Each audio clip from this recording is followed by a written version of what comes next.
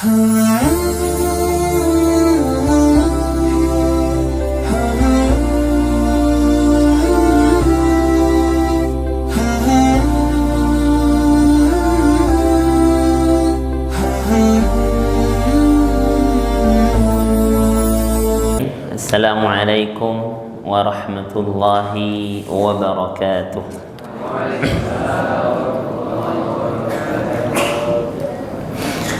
Alhamdulillahilladzi anzala al-Qur'ana fi syahri Ramadan walladzi ja'alahu hudan wa nuran li jami'i ummati Muhammadin sallallahu alaihi wasallam والذي أنزله أولا في ليلة مباركة أيها ليلة القدر الذي نتمنى به أن ندركه إن شاء الله اللهم آمين يا رب العالمين. فنشهد أن لا إله إلا الله وحده لا شريك له ونشهد أن محمدا عبده ورسوله لا نبي ولا رسول بعده. اللهم فصل وسلم وبارك على نبينا الكريم وعلى آله وصحبه ومن تبعه بإحسان إلى يوم الدين. معاشر المسلمين أساتذة الكرام rahimani wa rahimakumullah. Para ustaz yang dimuliakan Allah, izinkan kami menasihati diri kami sendiri dan juga kita semuanya dalam rangka saling menasihati dalam kebaikan dan mengingatkan kepada hal yang baik dalam agama kita. Karena memang sebenarnya ad-dinu an-nasihah. Agama kita penuh dengan nasihat-nasihat baik. Sekiranya ada kebaikan dalam yang akan kami sampaikan setelah ini, semoga bisa Allah mudahkan kita untuk mengamalkan dan menjadikan dia sebagai tanda keimanan dan keislaman kita di hadapan Allah Subhanahu wa taala. Untuk tema kita Ustaz, karena sudah pada hari terakhir pada momen rangkaian i'tikaf di perguruan Islam Ar-Risalah, maka kita akan mengambil tema berkaitan dengan menjaga keistiqomahan. Setelah di awal-awal kita berkenalan dengan fikih i'tikaf, dan kemarin kita juga telah mendengar motivasi semangat kalau memang untuk memperoleh malam Lailatul Qadar itu butuh usaha, butuh meningkatkan ke amal saleh. Tidak bisa hanya mengikuti alur, hanya ya beribadah ala kadarnya lalu tiba-tiba dapat malam Lailatul Qadar. Tidak. Karena Allah Subhanahu wa taala jelas-jelas berfirman dalam Al-Qur'an, mungkin kita sudah sama-sama mengetahui dan sering diulang, innallaha la yughayyiru ma biqaumin hatta yughayyiru ma bi anfusihim. Kalau makna secara artinya adalah sungguhnya Allah tidak mengubah nasib suatu kaum, dan di antara makna nasib suatu kaum ini juga Allah tak akan memberikan kita malam Lailatul Qadar atau memberikan kita keistiqomahan, memberikan kita iman yang baik, kecuali ada usaha dan ikhtiar dari kita. Hatta yughayyiru ma bi anfusihim, sampai memang ada usaha dari kita Ustaz untuk senantiasa memang berharap mendapatkan malam Lailatul Qadar.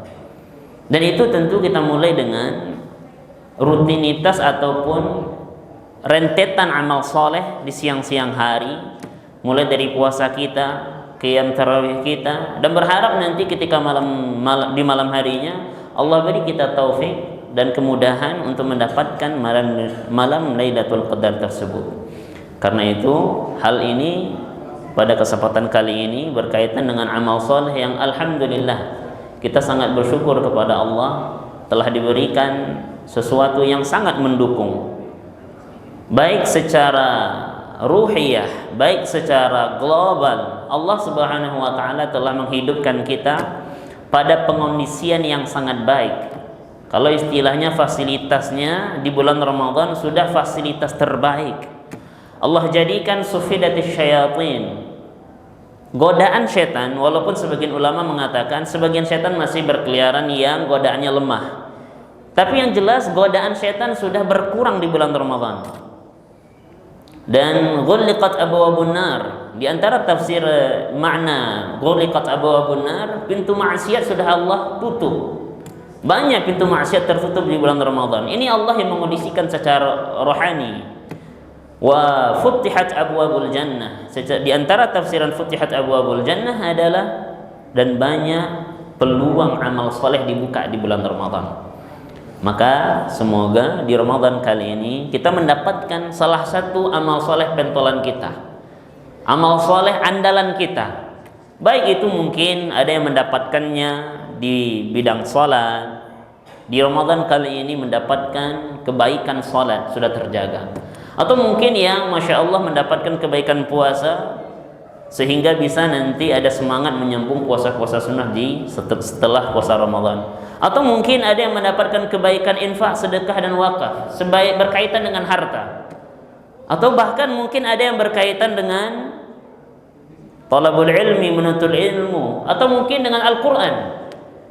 Masing-masing kita insya Allah Ustaz, selagi kita punya usaha, selagi kita berniat kepada Allah Subhanahu Wa Taala dengan ikhtiar kita, Allah akan bukakan setidaknya satu pintu kebaikan untuk kita. Kalau kita tidak bisa, sebagaimana kemarin diingatkan kembali oleh Ustaz kita, Ustaz Soleh, mungkin mustahil kita bisa meniru sahabat yang bisa dikatakan mereka enggak cuma satu pintu kebaikan yang mereka kuasai. Sebagaimana contohnya Khalifah pertama umat Islam Abu Bakar, beliau bisa dikatakan menjadi pentolan dan menjadi orang terbaik di setiap amalan setelah Rasul tentunya. Mungkin mustahil kita bisa selevel dengan mereka, tetapi setidaknya kita punyalah. Karena alhamdulillah Allah sudah berikan kita kondisi secara global. Dan alhamdulillah sekali lagi Allah hadirkan kita di tempat yang juga mengajak kita untuk jadi orang baik. Lingkungan kita alhamdulillah sudah kondusif secara islami. Lebih ketat lagi menjaring atau menjauhkan kita dari maksiat. Lebih kuat lagi semangat untuk senantiasa berbuat taat. Bahkan dengan mengumpulkan kita di rumah Allah ini dalam rangka ibadah yang dinamakan i'tikaf, mungkin secara sadar maupun tidak sadar ada kita yang menjadi model bagi sahabat kita, bagi rekan kerja kita. Oh, ternyata kayak gini ya cara sholat tuh. Secara sadar atau tidak sadar, mungkin kita menjadi pemberi contoh. Oh, kalau sholat lihat ustadz ini, kalau tilawah lihat ustadz ini, kalau mau berdoa lihat ustadz ini. Oh, kalau sedekah, nah ini ustadznya. Bisa jadi ustadz, secara sadar maupun tidak sadar kita telah memberikan dan menyalurkan kebaikan-kebaikan dan mencontohkan kebaikan untuk sama kita. Maka di bulan Ramadan kali ini pastikan kita ada kebaikan-kebaikan yang bisa kita bawa, yang nanti bisa kita jaga keistiqomahannya selepas bulan Ramadan. Kenapa hal ini dikaitkan dengan keistiqomahan Ustaz? Karena ayat istiqamah kalau dalam Al-Quran itu terdapat dalam surat Fussilat, lebih kurang ayat 30 dan 31. Ketika Allah Subhanahu wa taala berfirman, A'udzu billahi minasy syaithanir rajim. Innal ladzina qalu rabbuna Allah. Sesungguhnya orang-orang yang memang komitmen mengatakan Tuhanku Allah dan komitmen dengan kata-katanya, bukan hanya perkataan orang-orang yang hanya manis di luar dan busuk di dalam, tidak, tetapi memang komitmen dengan apa yang dibilang Rabbuna Allah, Tuhan kami adalah Allah dan kami akan mematuhi segala perintah Allah dan menjauhi segala larangan Allah. Kemudian mereka istiqamah dengan hal itu. Untuk kata-kata istiqamah Ustaz, kalau secara asal katanya dalam bahasa Arab diambil dari kata-kata qama, berdiri lurus, berdiri tegak, ditambahkan ista di depannya. Ini dalam bahasa Arab biasa penambahan ista di asal kata. Contohnya ghafara artinya ampunan atau memaafkan. Kalau ditambah ista di depannya istaghfara. Nah, ketika ditambah ista, sebagaimana kaidah ulama sharah mengatakan ziyadatul bunyan ziyadatul ma'na. Kalau ada penambahan kata dalam bahasa Arab, maka akan ada penambahan atau pergantian makna. Kalau ghafara artinya memaafkan, maka istaghfara artinya minta maaf, minta ampun. Ternyata ista dalam ilmu sharah bukan hanya artinya minta. Contoh, a'ana menolong, ista'ana minta tolong. Contoh seperti itu. Tetapi ternyata ada yang artinya adalah mengusahakan, dan inilah istiqamah. Istiqamah secara letterlet, secara arti bahasa menurut ilmu sharaf, berusaha untuk tetap lurus, berusaha untuk tetap tegak lurus dan berjalan di jalan yang sudah Allah tetapkan, nggak menoleh kiri dan kanan. Maka kata yang mirip dengan istiqamah adalah dalam surah Al-Fatihah, ihdinas siratal mustaqim. Itu istiqamah, mustaqim memiliki asal kata yang sama, yang mana kita mengartikan siratal mustaqim dengan jalan yang lurus. Dan itulah istiqamah. Istiqamah yang dimaksudkan adalah bagaimana berjuang dengan amalan yang sudah kita punya agar amalan tersebut tetap berdiam diri atau tetap tegak dilaksanakan tanpa nanti hilang, mulai perlahan-lahan hilang. Enggak. Konsisten, atau kita artikan dengan konsisten beramal saleh sesuai dengan yang Allah perintahkan dan menjauhi segala larangan Allah sesuai dengan yang ada dalam Al-Quran dan Sunnah. Ini yang dikatakan orang-orang yang berkata dan berkomitmen Tuhan kami adalah Allah, lalu mereka istiqamah dengan perkataan mereka dengan melaksanakan segala perintah Allah dan menjauhi larangan Allah. Yang akan diberikan kepada mereka adalah tatanazzalu alaihimul malaikah. Ketika mereka meninggal, maka akan diutus para malaikat yang memberikan kabar gembira kepada mereka, alla takhafu wa la tahzanu. Jangan sedih. Walaupun sudah meninggal, wahai orang-orang yang sudah istiqamah dengan kata-katanya dan berbuat amal kebaikan, tak usah sedih. Jangan takut dan jangan sedih. Wa abshiru bil jannati allati kuntum tu'adun. Di sini kita ambil dan orang-orang yang telah istiqamah, merekalah yang akan diberikan kabar gembira melalui lisan para malaikat kepada ruhnya nanti. Bahkan dalam sebuah hadis, ketika ruh yang tayyibin, orang-orang yang saleh itu dicabut, malaikat nanti memberikan kabar gembira kepada mereka. Apa kabar gembira? Mereka dikasih tahu, tenanglah, nggak usah takut, nggak usah sedih, karena engkau akan masuk ke dalam surga sebagaimana telah dijanjikan. Jadi bahasanya itu bil jannatil lati kuntum tu'adun, surga yang telah dijanjikan untuk kalian. Nah, kalau kita tarik nanti kata-kata tu'adun, siapa yang sebenarnya Allah janjikan surga? Kita buka surah Ali Imran. Ketika Allah berfirman, wasari'u ila maghfiratin min rabbikum wa jannatin arduha samawati u'iddat lil muttaqin. Kata-kata u'iddat lil muttaqin berkaitan dengan kuntum tu'adun. Ternyata Ustaz, kalau kita mau tarik surga yang luasnya seluas langit dan bumi, itu disiapkan untuk orang-orang yang disiapkan untuk orang-orang bertakwa. Surga ini diberikan untuk orang-orang bertakwa.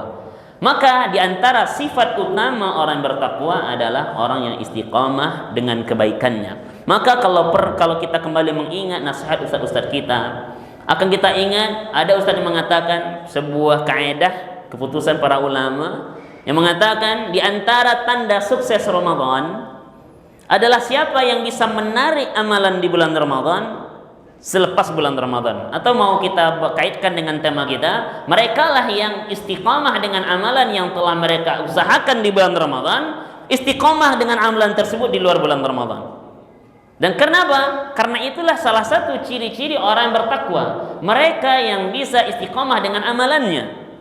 Jadi amalan yang sudah kita buat, amalan yang sudah kita latih dan sudah kita tingkatkan, bahkan kita sebagaimana nasihat kemarin, firru, berlari untuk mengerjakan amalan tersebut, terutama di akhir-akhir ini sudah berjuang untuk sampai maksimal usahanya agar mendapatkan kemuliaan malam Lailatul Qadar. Nah, ciri-ciri yang sukses mendapatkannya dan sukses Ramadannya Ustaz adalah mereka yang bisa istiqamah setelahnya, yang bisa mempertahankan dan konsisten dengan amalan yang sudah dilakukan di bulan Ramadan setelah bulan Ramadan. Maka pasca Ramadan, bahkan dari sekarang, karena nanti lingkungan akan bertukar, kita akan menyambut yang namanya liburan. Kita akan mulai bergaul di lingkungan yang mungkin qadarullah ada yang biasa-biasa saja, yang tidak, motivasinya tidak seperti yang di sekolah kita. Kalau di sekolah kita itu diingatkan waktu untuk tilawah, waktu untuk sholat. Kalaupun tidak kita, anak-anak kita diingatkan kita terpanggil. Tetapi nanti kalau mulai nanti pulang kampung contohnya, itu mulai bervariasi. Alhamdulillah sebagian keluarga sudah terbiasa dengan yang namanya i'tikaf, maka mudah untuk melaksanakan i'tikaf. Dan malulah sekiranya ketika di sini bisa i'tikaf, di keluarga sudah i'tikaf, kita tidak bisa untuk i'tikaf di tempat yang sudah kondusif juga untuk i'tikaf. Sekali lagi kami ulang Ustaz, jangan sampai nanti di sini kita sudah mulai i'tikaf dan ternyata alhamdulillah keluarga kita juga keluarga yang sudah terbiasa i'tikaf. Dengan alasan kita udah cukup dengan yang 3 hari saja, kita meninggalkan i'tikaf, kecuali alasan syar'i itu lain ceritanya. Kita bermalas-malasan untuk i'tikaf, hati-hati Ustaz. Kita harus jaga keistiqomahan kita. Karena Nabi sallallahu alaihi wasallam pernah bersabda, "Saddidu wa qaribu." Niatin, kuatkan azam. Contoh i'tikaf ini. Kuatkan azam untuk menyambung i'tikaf dan jangan sampai lalai dan jangan sampai berpuas diri. Udah Ustaz, 3 hari aja cukup 3 hari. Karena Nabi sallallahu alaihi wasallam menyambung dalam hadis tersebut, wa'lamu, ketahuilah, an lan yudkhila ahadakum amaluhul jannah. Dalam riwayat lain ada versinya, an lan yudkhila ahadan amaluhul al-jannah amaluh.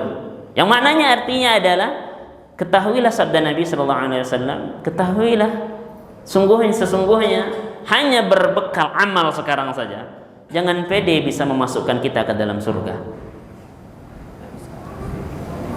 Tidak ada amalan saja yang tanpa mengusahakan, tanpa usaha keistiqomahan, dengan amalan segitu saja pede kita memasukkan kita ke dalam surga. Dikala Nabi bersabda seperti ini, di riwayat lain sahabat bertanya, kan Nabi bersabda, tak ada satu amalan yang bisa menjamin seseorang masuk ke dalam surga. Maka sahabat bertanya, wala anta ya Rasulullah, engkau yang amalan sudah banyak juga enggak pede masuk dengan amalan engkau ya Rasulullah, yang kalau sholat malam saking lamanya sampai kaki engkau bengkak, yang kalau bersedekah sebagaimana dikatakan oleh Ustaz kita kemarin, enggak tahan uang di saku beliau lebih dari 3 hari, harus dikeluarkan, harus dihilangkan, ganti dengan harta baru, cari harta yang baru. Yang kayak gitu semangat beliau. Sahabat bertanya, ya Rasulullah, sehebat ini amalan engkau, tidak juga engkau pede masuk surga dengan amalan yang sudah kayak gini? Wala ana, sabda beliau, tidak, bahkan saya tidak pede dengan amal soleh saja masuk ke dalam surga. Kalaulah tidak dengan, lalu beliau jelaskan, illa an yataghammadani Allah birahmatih, kecuali memang Allah beri saya rahmat, Allah beri saya taufik untuk istiqamah melaksanakan amal ini sampai akhir hayat. Dengan itulah kita bisa masuk surga, kalau bisa kita menjaga amalan kita. Jadi dengan amalan sekarang saja, Ustaz yang dimaka Allah SWT, kita belum bisa menjamin posisi surga sudah kita dapatkan. Kita belum bisa tenang, sudah.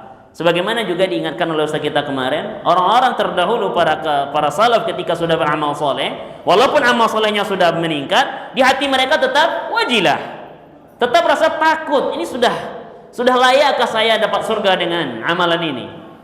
Sudah bisakah amalan ini menyampaikan saya menuju pintu surga? Dan karena itu ketika sahabat saling melihat, mereka bukan melihat orang yang di bawah mereka dalam beramal. Dalam masalah amal yang akan mereka melihat siapa yang lebih hebat amalan pada mereka. Hal ini akan membuat mengamalkan fastabiqul khairat, senantiasa mereka berjuang terus. Dan sekali lagi, Ustaz yang dimaka Allah Subhanahu wa taala, jangan sampai nanti kita mengurut-urut dada kita, membiarkan nanti melalaikan amal soleh yang sudah kita buat dengan alasan lihat, tengok kiri, tengok kanan, ternyata saya tidak seburuk itu gitu. Yang lain ada yang lebih parah lagi, yang lain ada yang lebih malas lagi. Enggak apa-apa lah. Ustaz yang dimaka Allah Subhanahu wa taala, asatizah kiram yang dimuliakan Allah Subhanahu wa taala, maka ingatlah sabda Nabi tadi, niatkan untuk bisa istiqamah kebaikan dan jangan sampai lalai dalam berbuat kebaikan semampu kita tentunya. Karena itulah Allah Subhanahu wa taala menyambung hadis Rasulullah SAW menyambung hadis tadi, fa inna ahabba al-amali ila Allah adwamuha wa in qalla, adwamuhu wa in qalla. Karena itu yang Allah inginkan amalan dari kita adalah amalan yang bisa kita senantiasa melakukannya, istiqamah melaksanakannya, walaupun mungkin amalan kita kecil, tetapi kita konsisten melaksanakan amalan-amalan tersebut. Dan sekali lagi kami ingatkan diri kami sendiri dan kita semuanya, di Ramadan kali ini pastikan kita sudah punya amalan pentolan tersebut yang ingin kita tunaikan. Mudah-mudahan kalau ada niat, ada azam, insya Allah mulai dari sekarang akan kita tunaikan amalan ini semampu kita. Dan itulah yang dicontohkan oleh Rasul sallallahu alaihi wasallam ketika beliau sudah beramal, alzamahu, maka beliau akan melazimkan amalan tersebut, istiqamah amalan tersebut sampai akhir hayat beliau. Dan begitu juga yang dicontohkan oleh Alu Muhammad, keluarganya Rasul sallallahu alaihi wasallam, istri-istri beliau dan karib kerabat beliau, ketika sudah mengamalkan satu hal, mereka berniat istiqamah melaksanakan amal ini sampai akhir hayat. Dan semoga semangat orang-orang saleh ini, semangat Rasul sallallahu alaihi wasallam ini tertular pada kita, Ustaz. Ini maka Allah Subhanahu wa taala, setelah kita mendapatkan lingkungan yang baik, setelah kita mendapatkan contoh yang baik, setelah kita dapatkan motivasi yang baik, semoga ada juga niat di hati kita untuk mengamalkan ini sampai akhir hayat kita. Kalau tidak bisa semuanya yang sunnah-sunnah, setidaknya ambil satu yang sunnah yang bisa kita jaga sampai akhir hayat kita. Karena itu, kalau kita masuk nanti bagaimana cara menjaga istiqamah, yang pertama harus ada adalah azam yang kuat untuk beramal, niat yang ikhlas dalam melaksanakan amal dan perintah Allah Subhanahu wa taala dalam salah satu amal. Jadi itu pastikan dulu Ustaz, untuk menjaga istiqamah kita ketika kita sudah beramal, tanyakan ke diri kita. Kalau mau maaf sedikit berbahasa Minang, kalau istilah orang Minang, tapuak dado, tanyo selero. Tanyakan ke diri kita, kita sekarang beramal sudah memiliki azam, sudah niat ikhlas, atau masih ada embel-embel yang lain yang memaksa kita, maaf kata-katanya, yang memaksa kita untuk beramal. Kalau masih amalan pada tahap paksaan, maka untuk istiqomah itu jauh kajinya. Untuk istiqamah dalam amal yang masih terpaksa itu berat, Ustaz. Makanya yang pertama adalah berdamai dengan diri kita, pastikan setiap amalan atau setidaknya amalan yang berharga bagi kita, yang kita ingin masuk surga melalui pintu amalan tersebut. Dengan wasilah amalan tersebut Allah berikan rahmatnya kepada kita sehingga kita masuk surga dengan amalan tersebut. Setidaknya itu kita sudah mengikhlaskan niat kita beramal kepada Allah Subhanahu wa taala. Dan kalau kita bertanya amalan mana yang harus kita jaga, tentu yang wajib-wajib terlebih dahulu. Nah, ini jangan sampai nanti karena yang sunnah yang wajib tinggal. Ustaz, ana mau masuk surga dengan pintu sedekah. Masya Allah, bagus. Tapi ana tidak sholat 5 waktu. Mana bisa? Ustaz, ana menjaga puasa Senin Kamis, alhamdulillah, tapi Ramadan tidak ikut. Mana bisa? Karena itu Allah Subhanahu wa taala dalam satu hadis Rasulullah SAW dalam satu hadis beliau mengingatkan bahwasanya ini hadis qudsi yang disampaikan oleh Rasulullah SAW yang maknanya wa ma taqarraba ilayya 'abdi bi syai'in ahabba ilayya mimma aftaraqtu alaihi. Dan tidak ada satu amalan yang diniatkan oleh umatku, oleh hambaku untuk mendekatkan diri kepadaku yang lebih aku cintai ketimbang yang wajib-wajib. Maka posisikan, prioritaskan terlebih dahulu mengerjakan yang wajib-wajib. Itu dimulai dari rukun Islam kita. Syahadat alhamdulillah bukan bentuk amalan, tapi pastikan hati kita sudah mengikrarkan syahadat dan jujur dengan syahadat kita bahwasanya tiada Tuhan selain Allah dan hanya Nabi yang akan kita contoh dan kita teladani dalam masalah kebaikan. Setelah itu salat dijaga 5 waktu sehari semalam. Itu ditanyakan ke diri kita untuk menjaga keistiqomahan salat. Kita salat selama ini sudah karena Allah, sudah ada azam untuk menjaga salat ini sampai akhir hayat atau belum? Alhamdulillah sudah. Puasa juga. Kita puasa sekarang karena Allah atau hanya karena tren di Indonesia setiap bulan Ramadan kebanyakan puasa, kita ikutan puasa. Nah, itu pastikan sudah. Ana puasa ikhlas karena Allah. Kan Allah yang perintahkan ana puasa. Ana takut masuk neraka karena melanggar puasa. Nah, contoh. Bagi yang sudah memiliki kelebihan harta, selama ini ikutan berzakat, alhamdulillah berzakat baik. Tapi tanyakan, kita berzakat karena diancam, kita berzakat karena ikhlas karena Allah, dan berkomitmen, ada azam, selagi Allah berikan harta kelebihan zakat akan bayarkan zakat terus. Dan juga nanti barang siapa yang Allah berikan, siapapun orangnya yang Allah berikan kesempatan dan kemampuan untuk haji, pastikan haji kita ikhlas karena Allah. Ini yang terutama terlebih dahulu. Berhenti kita di sini Ustaz, tanyakan diri kita, apakah kita termasuk sahabat yang bertanya, "Ya Rasulullah, berikan saya amalan-amalan yang hanya mengamalkan itu saya masuk surga." Disebutkanlah rukun Islam diantaranya.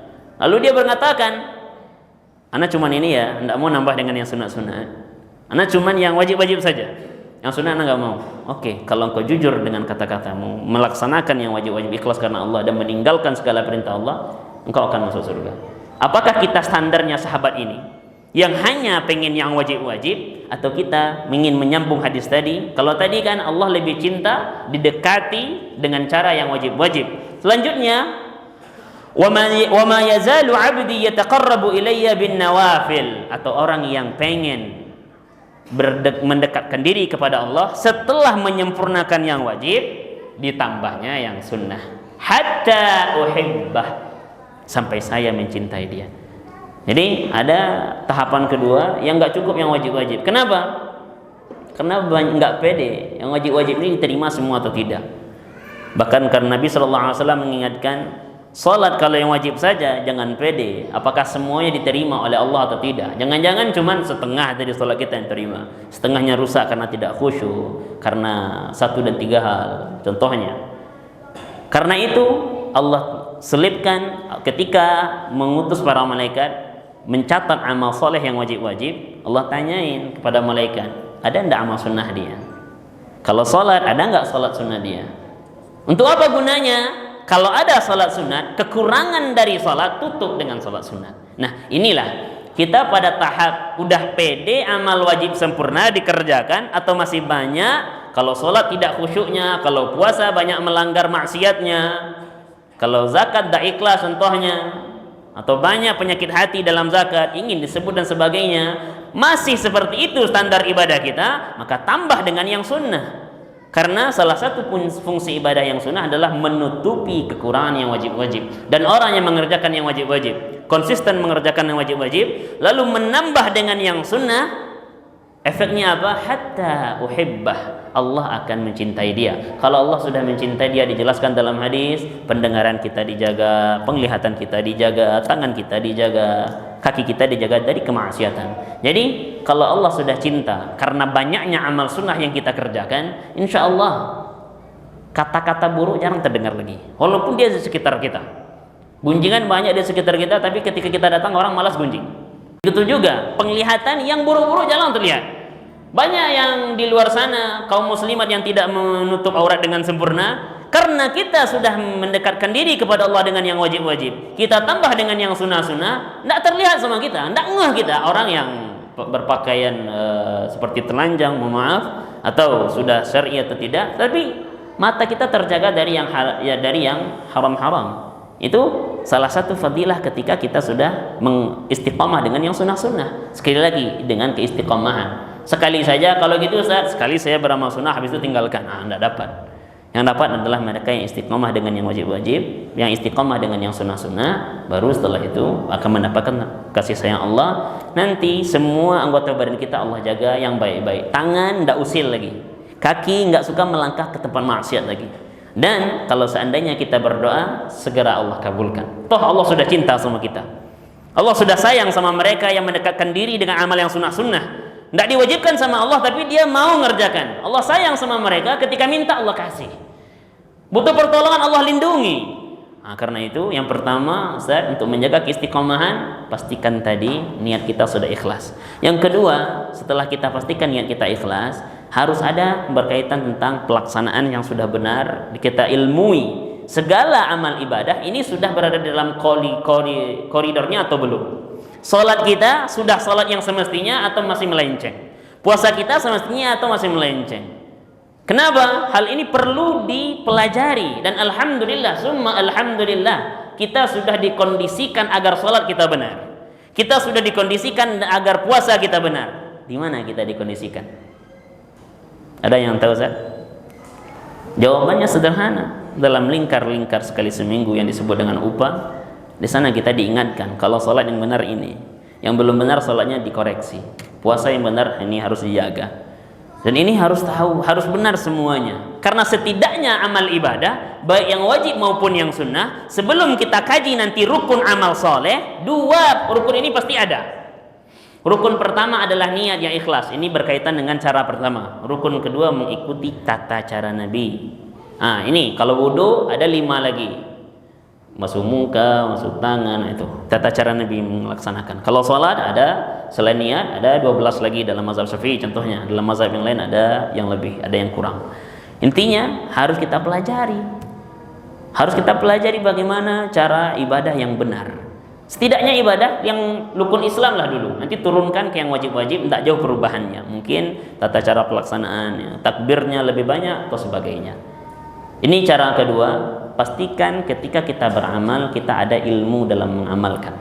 Al-fahmu, pemahaman dan ilmu ketika mengamalkan sesuatu itu sesuatu yang harus dilaksanakan. Karena itu Ustadz kita pernah mengingatkan juga, ilmu sangat erat kaitannya dengan amal soleh. Semakin banyak ilmu kita mengetahui jenis amal, semakin banyak kesempatan untuk beramal. Kapan kita mau sholat duha? Ketika kita sudah tahu ternyata ada yang namanya sholat sunat duha. Kapan kita bisa melaksanakan tahajud? Ketika kita sudah tahu, oh ada loh sholat yang namanya tahajud. Kapan kita mau menjaga sholat witir sebelum tidur contohnya? Ketika ada hadis, oh ternyata witir boleh sebelum tidur. Nah, semakin tinggi ilmu kita akan berbanding lurus dengan meningkatnya amal soleh kita. Nah itu yang kedua, pastikan mengilmui. Yang pertama niatnya, yang kedua jaga ilmunya. Yang ketiga Ustaz, selain ilmu berkaitan dengan tata cara, agar memotivasi kita untuk istiqomah dalam kebaikan, tuntut juga, cari juga ilmu berkaitan dengan fadilah, keutamaan melaksanakan amal soleh. Karena tidak ada satupun amal soleh yang tidak ada buahnya untuk kita. Tidak ada amal soleh yang menjerumuskan kita jadi orang jahat, tidak. Semua amal soleh yang Allah turunkan pasti ada kebaikan balik untuk kita yang bisa kita nikmati di dunia. Jadi amal soleh itu bukan hanya kita bisa nikmati nanti di akhirat. Di akhirat balasan terbaik berupa surga Allah. Tapi mengerjakan amal soleh di dunia Ustaz yang dimuliakan Allah Subhanahu Wa Taala, ada kebaikan dan buah yang bisa kita petik di dunia. Contoh, bagi yang masih banyak maksiat, kalaulah benar sholatnya ini, maka secara sadar maupun tidak sadar akan berkurang jumlah kemaksiatannya. Karena Allah telah jelaskan dalam Al-Quran, Inna sholata tanha anil fahsya'i wal munkar. Orang yang benar sholat, maka sholat yang benar ini akan menjauhkan kita dari potensi kejahatan yang bersumber dari fahsya dan bersumber dari munkar. Cuman 2 ini potensi kejahatan. Hal ini yang menjerumuskan kita biasanya berbuat maksiat. Kalau benar salat kita, maka ini akan jauh. Kalau sudah jauh 2 potensi ini, akan tertekan potensi berbuat maksiat dan malas berbuat maksiat. Nah, pertanyaannya, Ustaz, akhi, ana sudah melaksanakan amal soleh, sholat sudah rajin, tapi kenapa maksiat masih jalan? Ini sudah sholat nih, tapi maksiat masih enak juga dinikmati. Hati-hati. Ibnu Mas'ud, ini asar ya, bukan hadis Nabi. Ibnu Mas'ud radhiyallahu anhu dalam asar beliau, dalam perkataan beliau sebagai sahabat Nabi yang memahami maksud dari Al-Quran dan hadis melalui ajaran Nabi sallallahu alaihi wasallam, Ibnu Mas'ud berkata, "Man lam tanhahu salatuhu anil fahsya'i wal munkar." Hati-hati. Orang yang salat tapi salatnya tidak bisa mencegah dia berbuat maksiat yang bersumber dari fahsya ataupun bersumber dari mungkar. Intinya dia rajin salat tapi juga ternyata maksiat tidak nurun. Keinginan melanggar perintah Allah tidak menurun. Falam yazidhu illa bu'dun. Kama qala Ibnu Mas'ud.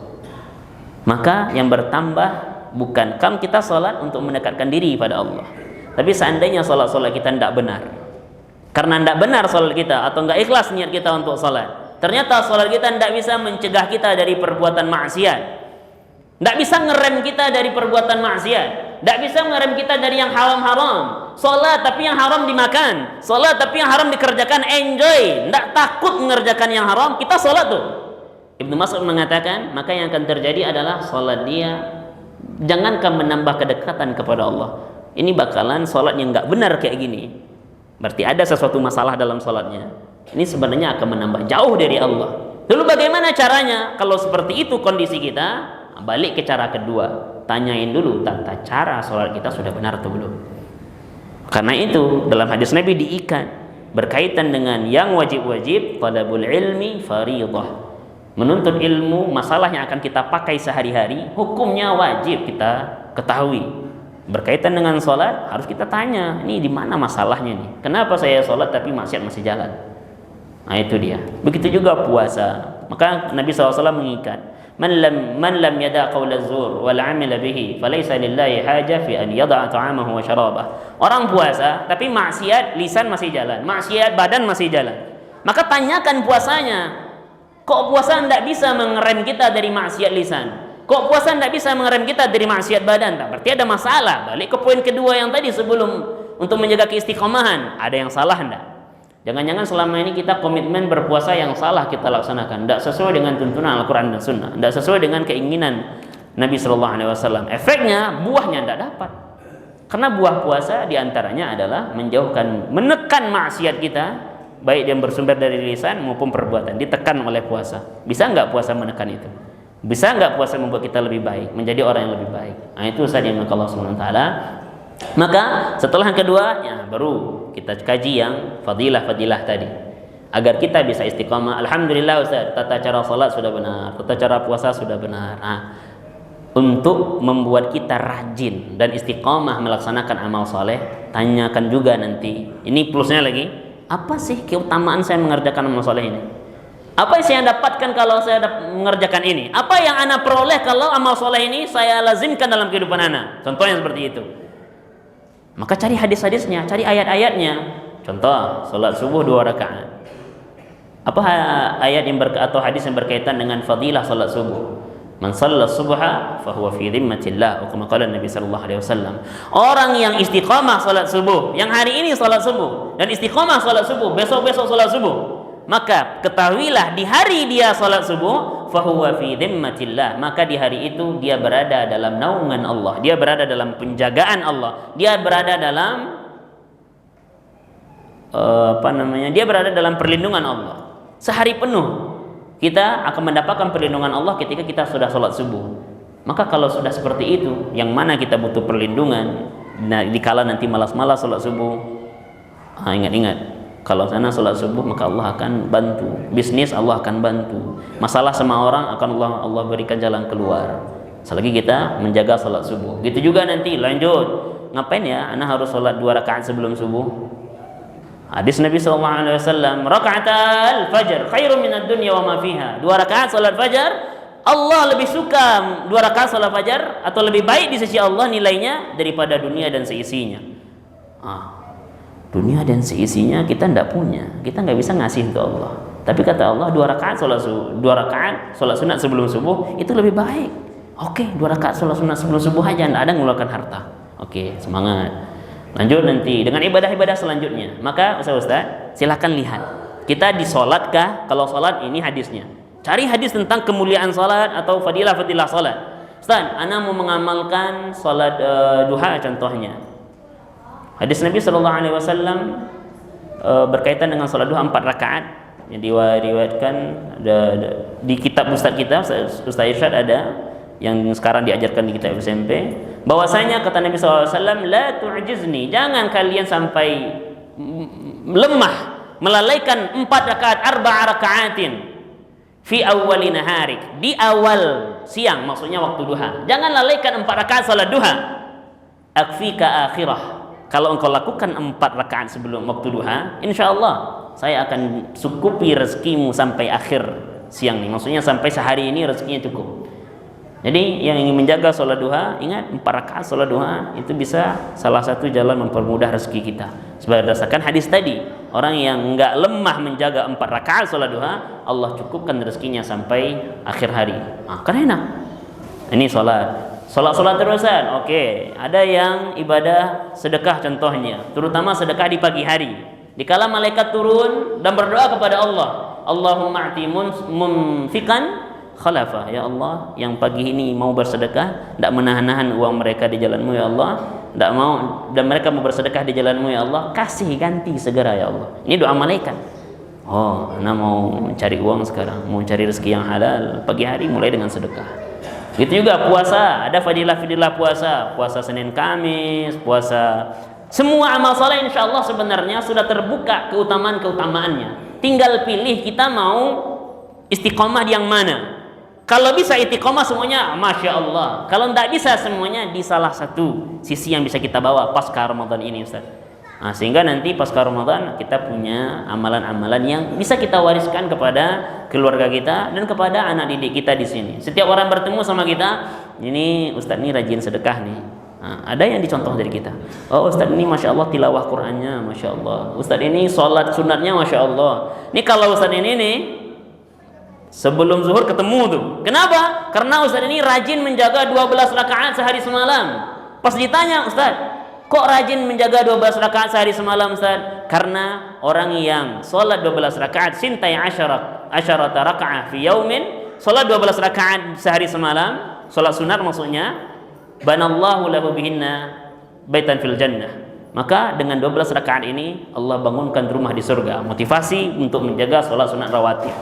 Dikatakan 4 rakaat sebelum zuhur, 2 rakaat sesudah zuhur, 2 rakaat setelah maghrib, 2 rakaat setelah isya, 2 rakaat sebelum subuh. Ustaz ini kalau zuhur cepat nih, mau ngajar mau apa tetap datang. Nah, itu yang kita usahakan, Ustaz. Ada nanti amalan yang bisa kita bawa pasca Ramadan ini, dan mulai niatkan satu-satu. Nanti Ramadan selanjutnya, kalau ini sudah sholat duha, besok sholat rawatib, atau sholat rawatib dulu baru sholat duha.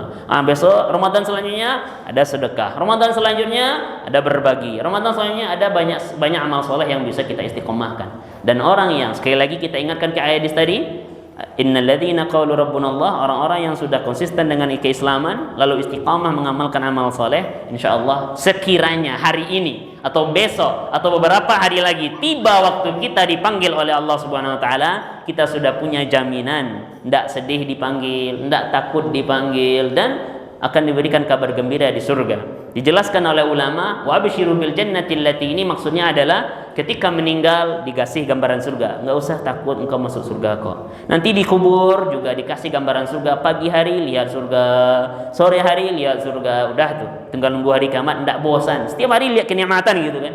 Saya akan dapat ini gitu. Dan besok di akhirat ketika dibangkitkan juga dikasih gambaran, tenanglah, tidak usah takut, proses tinggal dilewati, engkau akan masuk surga. Nah, kalau sudah ini kita dapat, Ustaz, Masya Allah, maka akan sanggup kita untuk menyambut ya yang namanya ajal akan datang. Tapi kalau kita sudah istiqomah dengan kebaikan, bismillah, ketika ajal datang kita tidak takut untuk menyambut ajal tersebut. Ini mungkin beberapa nasihat untuk diri kami sendiri dan kita semuanya. Kami ulang rangkumannya. Niat, azamkan beramal soleh, ikhlas karena Allah. Habis itu ketahui tata cara melaksanakan yang benar. Habis itu ketahui fadilah-fadilah melaksanakan. Gunanya kapan? Gunanya kalau kita lalai nanti, ingat-ingat ini. Kapan perlu tulis? Sudah sholat tahajud belum? Engkau udah pede masuk surga. Kalau seandainya nanti tidak bangun-bangun gimana? Nah, contoh, nah itu tambah. Tulis keutamaan, tambah di bawah. Habis juga ada juga nanti ketahui tentang hadis-hadis atau ayat-ayat tentang ancaman-ancaman. Kalau tidak sholat ini masuk neraka contohnya. Kalau malas ini malas puasa ini. Puasanya masih maksiat, engkau berpuasa maksiat, enggak takut enggak diterima. Atau doa malaikat Jibril, kalau puasanya gagal, nanti setelahnya banyak musibah datang loh. Keimanan makin merosot loh. Nah, contoh. Nah, yang terakhir, kita sebagai kaum muslimin tentu doa adalah andalan kita. Berdoa kepada Allah, ya Allah, lunakkan hati kami buat istiqomah dalam kebaikan ya Allah. Karena kalau tidak Allah yang menguatkan hati kita, siapa lagi? Pede kita bisa menguasai hati kita? Sulit. Maka mintalah sama Allah, Rabbana innaka muqallibal qulub, atau Allahumma innaka muqallibal qulub, tsabbit qalbi ala dinik, tsabbit qalbi ala ta'atik. Ya Allah yang membolak-balik hati, kuatkan hati kami, istiqomahkan hati kami dalam agamamu, istiqomahkan hati kami untuk ketaatan kepadamu. Lebih kurang 5 ini yang bisa kita amalkan agar kita bisa menjaga keistiqomahan amal soleh kita. Kalau tidak bisa semuanya, ma la yudraku kulluh la yutraku julluh, yang tidak bisa kita ambil semua amal soleh, jangan pula semuanya lewat. Enggak, ambil satu amal soleh ini yang anak istiqomahkan tahun ini. Tahun depan ada lagi amal soleh lain yang bisa kita istiqomahkan. Itu ya cara kita untuk menampakkan keimanan kita, menampakkan keislaman kita, dan menyongsong takdir yang sudah pasti akan datang yang dinamai dengan kematian. Orang istiqomah menyongsong kematian dengan hati yang lapang, dengan kesiapan, dan insya Allah dikabari dengan surga di dunia, di kubur, dan di akhirat. Itu saja mungkin kami dapat sampaikan. Kalau ada yang salah dalam penyampaian, mohon maaf sebesar-besarnya. Syukran jazilan untuk kesempatannya Ustaz, dan semoga berkah untuk yang menyampaikan dan kita mendengarkan. Akhir kalam kami tutup dengan lafaz hamdalah, alhamdulillahirabbil alamin, dan doa kafaratul majlis. Astaghfirullahaladzim, astaghfirullahaladzim, astaghfirullahaladzim. Subhanakallahumma bihamdik, nasyhadu an la ilaha illa anta, nastaghfiruka wa natubu ilaik. Assalamualaikum warahmatullahi wabarakatuh.